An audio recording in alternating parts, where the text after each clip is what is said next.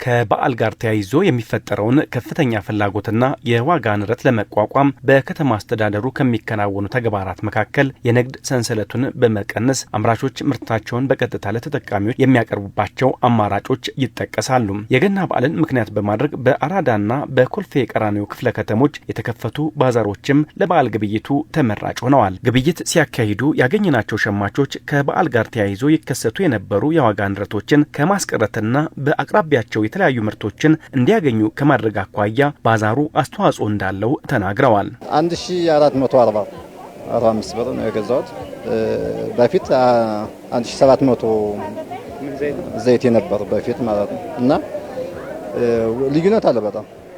ለዛም ነው በሳልፍ እንዳጋጣሚ የገዛሁት ማለት ነው። ለእህት ወንድሞቼም ለልጄም ስለምገዛ አይት ላርግ ብዬ ገባው።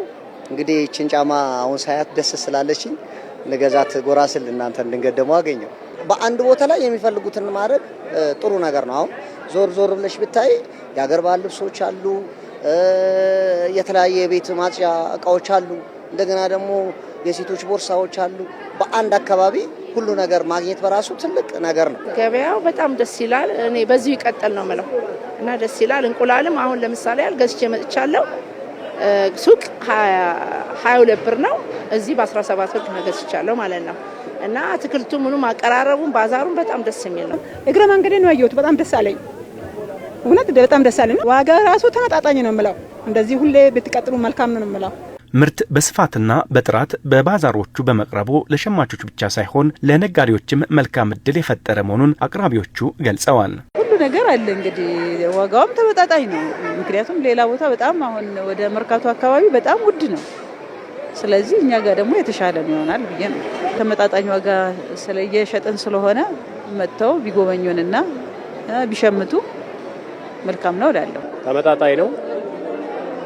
ባሪፍ ዋጋ ላይ ያቀረብነው እስካሁን። ቆዳ በጣም ውድ ነው፣ ግን ያው ቢሆንም ተመጣጣኝ ነው።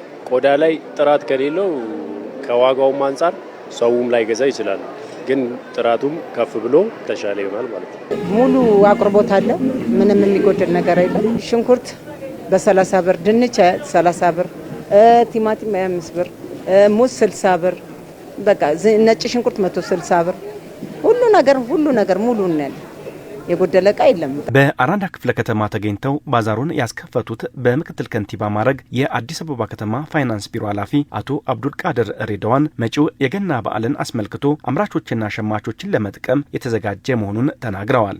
ይሄ አምራችና ሻጭ በቀጥታ እንዲገናኙ በመደረጉ ከ20 እስከ 30% የሚደርስ የዋጋ ቅናሽ ማድረግ ተችሏል። አምራቾች አሉ፣ ሸማች ማህበር አለ፣ የቅዳሜና እሁድ ሰንበት ገበያዎች አሉ። እነዚህ ሁሉ በተደማሪነት በጋራ በመስራታችን በሀገር ወይም በከተማችን የዋጋ መቀነስ ሁኔታዎች አሉ።